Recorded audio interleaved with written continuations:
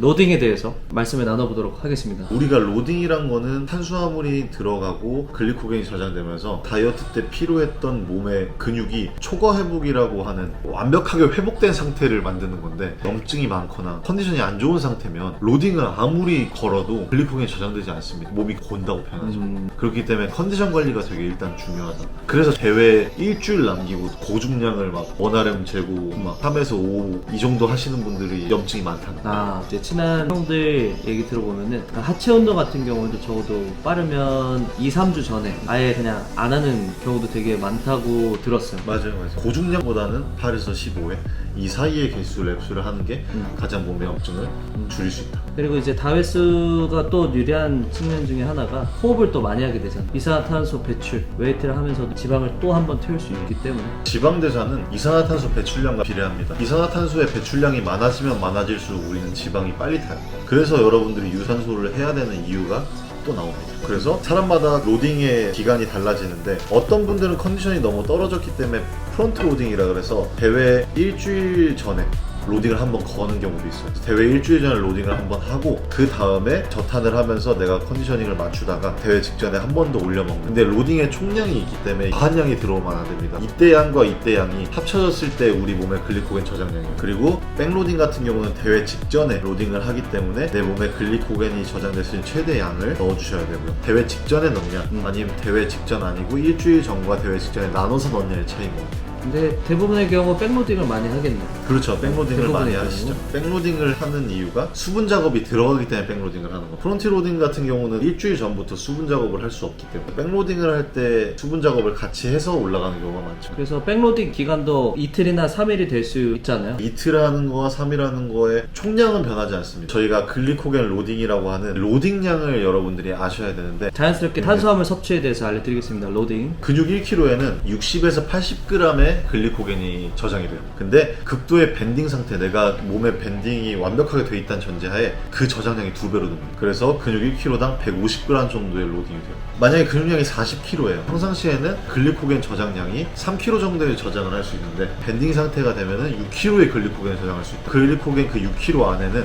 탄수화물이 있고 수분이 있습니다. 근데 4분의 3이 수분이에요. 그렇기 때문에 2kg 정도가 우리가 로딩을 할 수 있는 거죠. 순탄이죠, 그게. 순탄. 그래서 이틀을 로딩하든 3일을 로딩하든 그 총량은 변하지 않습니다. 그래서 내가 그걸 이틀에 나눠서 진행할 건지 3일에 나눠서 진행할 건지를 결정을 하셔야 돼요. 소화력이 좋을수록 짧게 하시는 분도 있고, 소화력이 안 좋고 나눠서 드셔야 되는 분은 3일 할 수도 있고. 순탄의 총량, 계산법. 근육량 곱하기 150 키로수가 나오고요. 나누기 4분의 3을 합니다. 그러면은 인바디 한번 재볼 필요는 있겠네요. 그렇죠. 만약에 근육량이 40kg예요. 40kg에서 곱하기 150을 하면 6000인데 거기에 4분의 3이 수분입니다. 6000에서 나누기 4를 하면 1500이. 그러니까 4분의 1만 로딩을 하는 거죠. 그러면 이제 순탄으로만 1500입니다. 그렇죠. 1500입니다. 이게 엄청난 양이거든요. 맞아요. 왜냐하면 저희가 쌀밥 200에 66g. 66g이잖아요. 그러면은 이거를 나눠 보면은 쌀밥 22개. 그럼 200 곱하기 22니까 4.4kg. 4.4kg. 생각이 잘 안 될 것 같은데. 그렇죠. 쌀밥 4.4kg면 4.4kg면은 거의 돌쇠도. 그렇죠. 근데 1500이라는 글리코겐 저장량이 나오는데 3일 동안 로딩을 하면서 가벼운 운동도 진행하고 우리가 활동도 하잖아요. 그렇기 때문에 여유롭게 플러스 500이 있습니다. 그래서 저는 2kg. 그럼 더 많네. 그러니까 내가 운동하면서 소모할 순탄량을 생각해서 더 추가하는 더 추가하는 거죠. 그러면 이 2000의 순탄을 밥으로만 할 건 아니잖아요. 그렇죠. 탄수화물 근원을 뭐로 하세요? 쌀밥, 감자, 고구마, 베이글, 파스타면, 또띠아 이 정도 넣습니다. 떡으로 하시는 분도 많고. 그 로딩 떡이라고 그 완전 무염 떡이라고 있거든요. 그렇죠. 떡이 탄수화물 집약체잖아. 그래서 떡 100g에 쌀밥 200g 정도가 들어있죠. 그래서 많이 먹는 게 힘드신 분들은 로딩 떡도 괜찮다고 볼 수 있겠네요. 맞아요. 바나나도 있잖아요. 바나나. 그렇죠. 칼륨 때문에. 몸의 전해질의 균형을 맞추기 위해서. 제가 바나나를 먹는 이유는 우리가 인슐린이 분비가 되어야 글리코겐이 저장이 돼요. 근데 포도당, 다당류를 먹어도 인슐린이 분비가 되지만 과당을 같이 먹었을 때 인슐린이 더 많이 나오죠. 더 폭발적으로 혈당이 오르죠. 그래서 어느 정도는 과당을 조금씩은 같이 먹는 게 좋습니다. 근데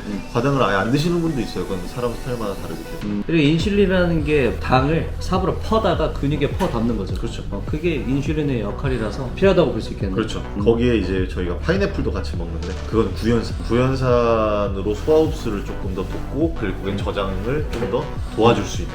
첫날에 가장 많은 로딩이 들어가야 되거든요. 총 저장량의 절반을 첫날에 넣습니다. 내가 2kg를 로딩한다 그럼 1kg는 첫날에 넣어. 저 같은 경우에는 3시간에 한 번씩. 저는 2시간에 한 번, 2시간에 한 2시간 반에 한 번 이 정도. 쉽지 않습니다 생각보다. 진짜 자주 먹어야 채울 수 있어요. 그리고 몇 g씩 먹어야 되는지. 저는 탄수화물 100g씩 10번을 넣거든요. 그러면은 100g씩 2시간 간격으로 10끼를 먹어야 돼요. 10개를 먹어요. 네. 그래서 쉽지 않습니다. 근데 내가 시간적 여유가 없다 그러면 200g씩 5끼를 먹으면 되는데 소화가 잘 안 될 그렇죠. 수도 있겠네요. 안 될 가능성이 크죠. 그리고 둘째 날 탄수 섭취. 첫날에 1kg 먹었어요. 1kg 먹었어요. 그럼 절반이 남는데 그 절반의 절반을 넣었습니다. 500에서 600g 정도. 셋째 날에는 500 남았죠. 500 남았죠.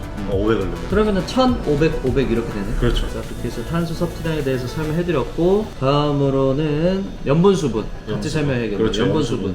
하나니까. 저희가 피크위크 밴딩 때 염분과 수분의 비율을 확 높인 상태란 말이에요. 로딩 때 절반 정도로 줄여줍니다. 로딩 첫날에. 그러면 우리는 몸에서 탄수화물이 들어오지만 염분 수분량이 줄기 때문에 과수분 상태 때 나왔던 알데스테론 수분을 배출하려는 호르몬이 남아있어요. 탄수화물이 과하게 들어와도 밸런스가 맞아요. 그러니까 염분 섭취량을 절반 정도로.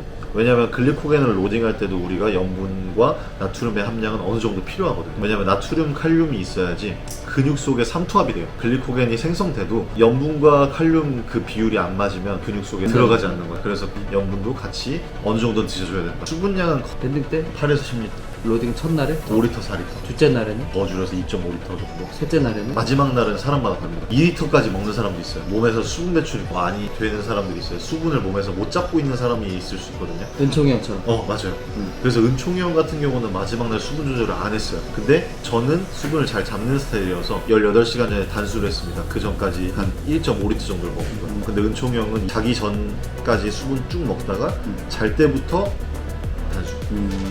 그래서 이건 사바사다. 사바사다. 그래서 수분 섭취량을 반으로 줄이고 더 절반으로 줄이고 마지막 날은 그대로 먹을 건지 아니면은 더 줄여서 단수를 들어갈 건지는 사람마다 조금씩 다르다. 눈바디를 보고 내가 로딩을 해서 점점 드라이해지는지 로딩을 했는데 덮이는지 수분이 차는지 그거에 따라서 염분과 수분량을 조금씩 조정해줘요. 과하게 내가 로딩했다. 뭘 기준으로 할 수 있을까요? 스피로버라 그래서 오히려 데피니션이 무너집니다. 대회 끝나고 폭식을 했어요. 그럼 다음날 몸이 정말 막 빵빵하거든요. 터질 것 같고 핏줄도 막 나오고 그 상태에서 펌핑하면 덮이는 겁니다. 그래서 펌핑 전까지는 엄청나게 드라이한 상태여야 돼요. 내가 수분이 펌핑 전에도 빵빵하고 막 뭔가 느껴진다. 그러면은 과한 거예요. 펌핑 전에는 굉장히 드라이하고 몸에 수분감이 없는 상태여야지 내가 펌핑을 했을 때 빵빵빵빵 올라옵니다. 수분이 지금 많이 빠진 상태니까. 근데 우리가 펌핑할 때 수분을 먹잖아. 그럼 수분이 돌아야 돼.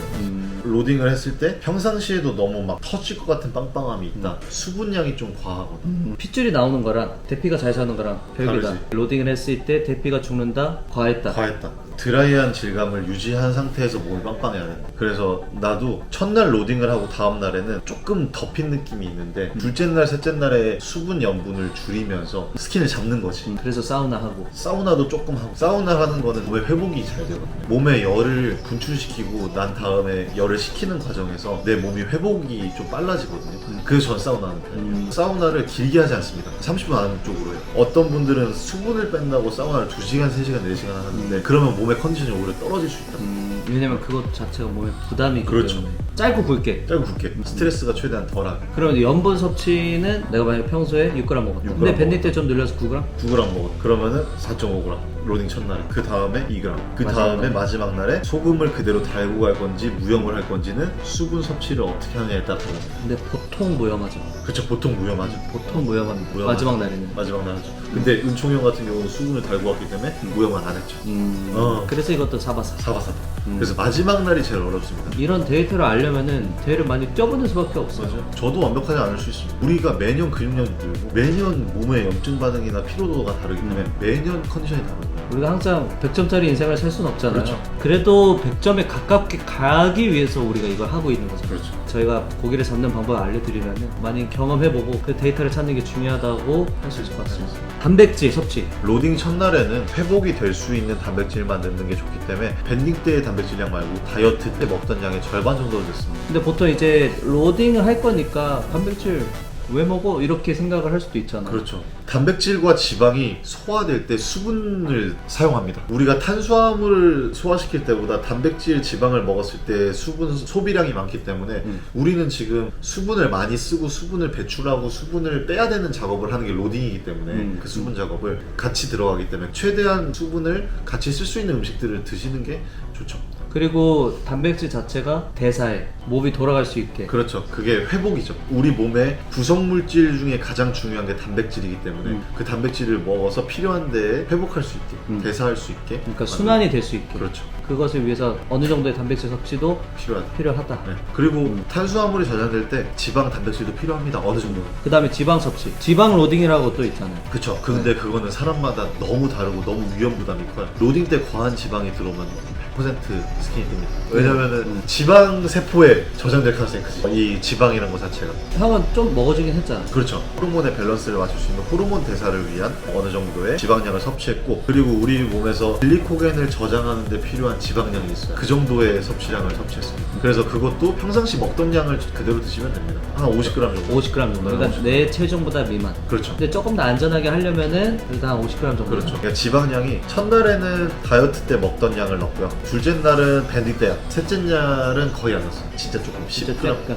네. 거의 그냥 찍먹이네. 그렇죠, 찍먹. 그렇게 해서 오늘 밴딩 로딩에 대해서 설명을 해드렸고요. 이어지는 뒷부분의 영상에서 한 번에 쫙 정리를 해드릴게요. 네. 여러분들에게 도움이 많이 되셨으면 좋겠습니다. 이거 어찌 보면 이거 돈 주면 배울 수 있긴 한데. 그렇죠. 돈 주면 배울 수 돈 있는데. 주면 배울 수 있긴 한데 이렇게 시간 내서 그렇죠. 엄청 많은 분들이 볼 거거든요. 맞아요. 최소 10,000명 이상 볼 거예요. 아이고. 그러면 그분들한테 더 도움이 된다고 그렇죠. 생각을 하면은 대회를 뛸 때 후회가 있으면 안 되거든요.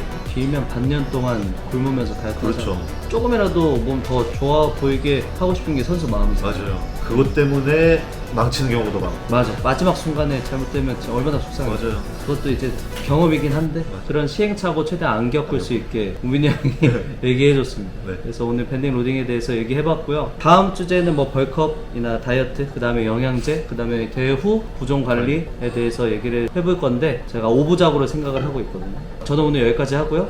다음에 더 좋은 영상으로 찾아올 수 있도록 하겠습니다. 네, 다음에 만나요. 바이바이. 저희 A1팀 전담 컨디셔닝 케어 선생님이신 정재현 선생님께서 컨디셔닝 케어 전문 과정을 배우고 싶으신 분들을 모집하고 계신다 합니다. 관심 있으신 분들은 연락드려서 도움 받으셨으면 좋겠습니다. 다음 영상에서 뵙겠습니다. 감사합니다.